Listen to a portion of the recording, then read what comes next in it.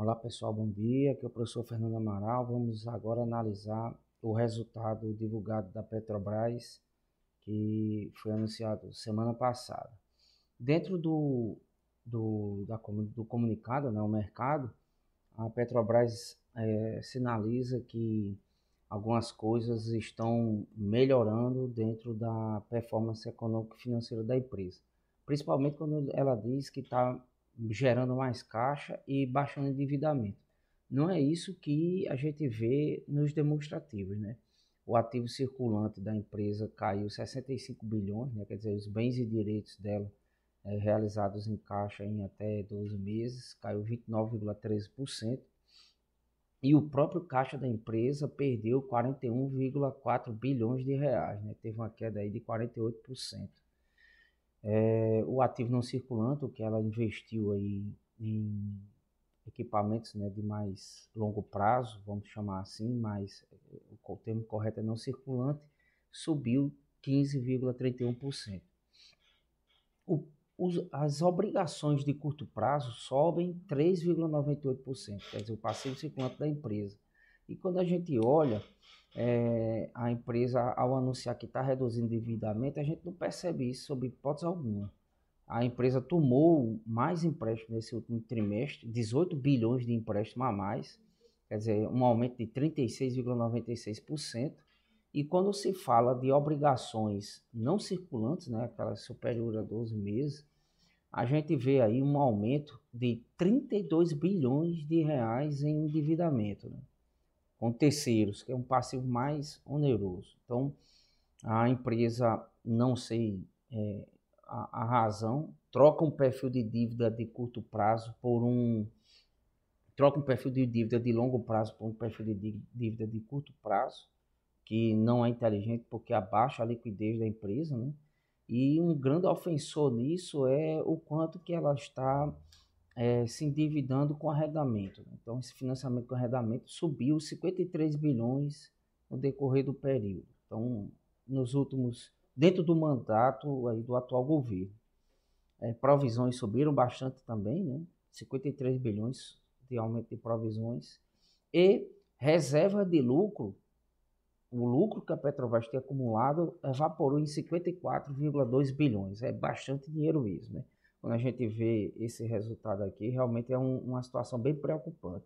Sobre todos os aspectos, a gente quando olha aqui o resultado da Petrobras, nos trimestres, quando a gente fala de liquidez, os indicadores pioraram bastante, né? Liquidez imediata, né? Quanto que ela tem em caixa para quitar R$ 1 de dívida, em 2022 ela tinha 49 centavos, agora só tem 24 centavos. A liquidez seca, que é a liquidez, a capacidade da empresa pagar sem usar estoques, quer dizer, a empresa sem usar estoque não tem mais condição de honrar a dívida de curto prazo. Ela tem R$ 1,02 em 2022, agora só tem 66 centavos, né? E a liquidez total, que é a capacidade total da empresa, tanto no circulante como no não circulante, de pagar dívidas, também tem diminuído, né? Saiu de R$ 1,68 a cada R$ 1 de dívida, 69, né? R$ 1,69 a cada R$ 1 de dívida, ela tem R$ 1,69 para pagar e caiu para 1,551. Então, realmente é um declínio quando a gente fala dos indicadores de liquidez. Quando a gente fala de indicadores de endividamento, tanto o endividamento bancário quanto o passivo aumenta, como o endividamento geral também, né? Que é a dívida com relação ao patrimônio da empresa.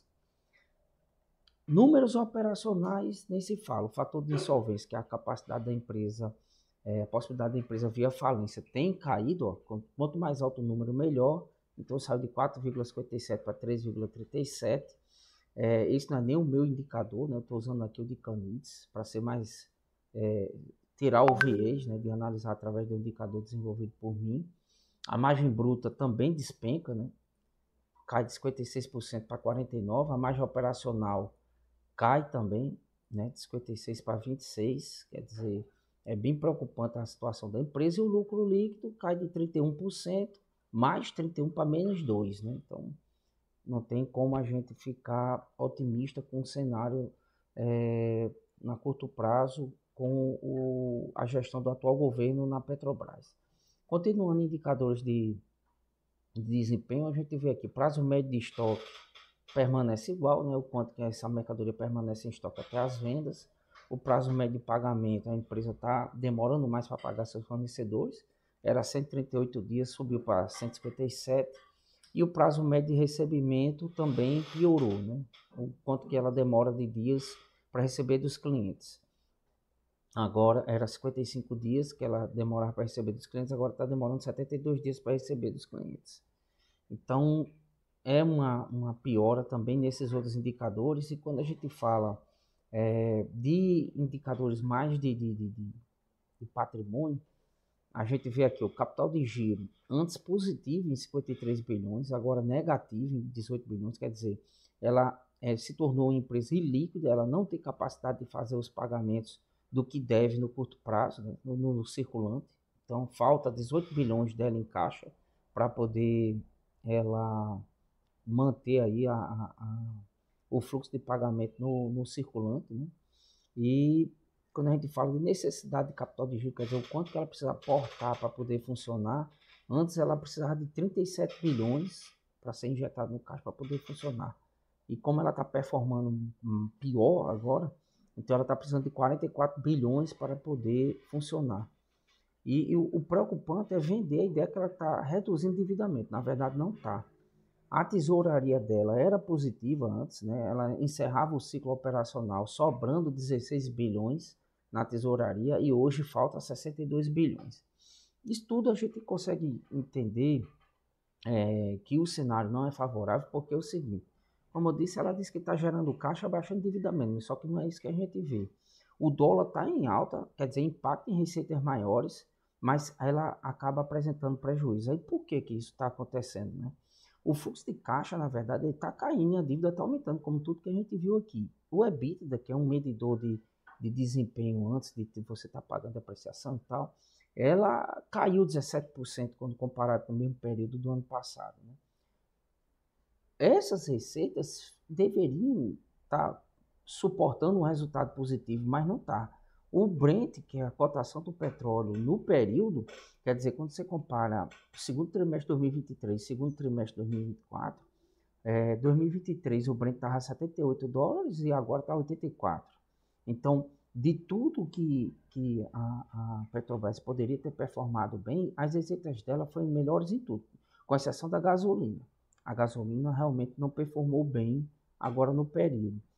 Só as exportações, que a receita que a gente manda para fora para que esse petróleo seja refinado lá e volte, a gente aumentou as exportações no trimestre de 14 bilhões de reais.